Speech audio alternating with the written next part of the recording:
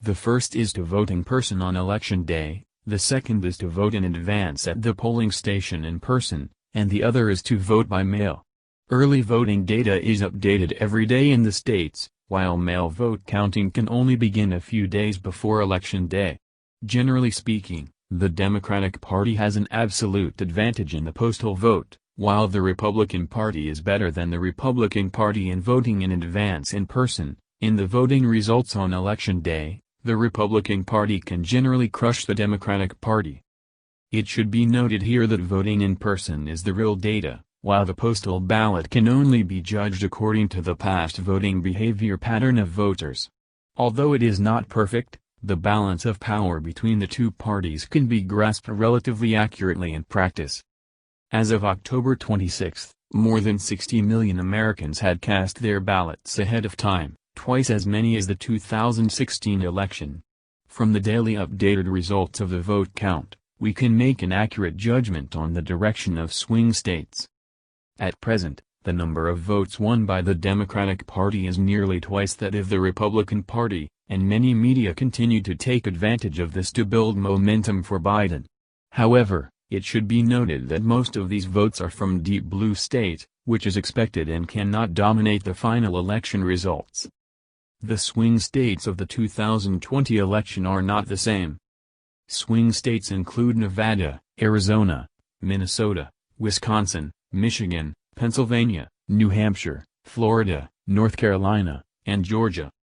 Ohio and Iowa, the typical swing states in the past few elections, have become relatively stable red states in favor of Republicans. At present, according to the data of the early voting and postal vote model, Trump will win the following swing states: Arizona, 2 to 3 points, Michigan, 2 to 4 points, Florida, 4 to 5 points, North Carolina, 2 to 3 points, and Georgia, 5 to 6 points. New Hampshire preferred Biden.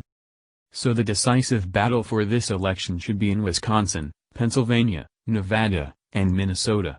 It should be noted that these states were once solid Democratic states in the past elections. Minnesota, for example, has not voted for Republicans since 1972, and Wisconsin has been a solid Democratic state since 1984 until 2016.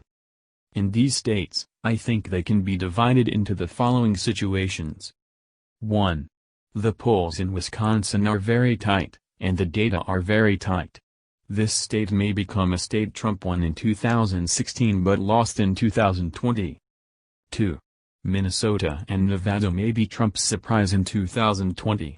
Minnesota became the only bright spot in the Republican House of Representatives fiasco in 2018, actually turning several Democratic seats into red. A large number of hotel service personnel in Nevada expressed serious dissatisfaction with the state closure policy of the Democratic governor, and might embrace Trump's policy of opening up Nevada. Comparing the two states, it looks like Trump's success rate in Minnesota will be higher. 3.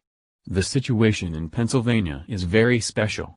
The score between the two sides is very tight.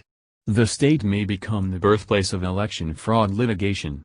Because the two sides are equally matched, Trump seems to have a better chance of winning. But in the event of vote fraud, the election results are completely unknown.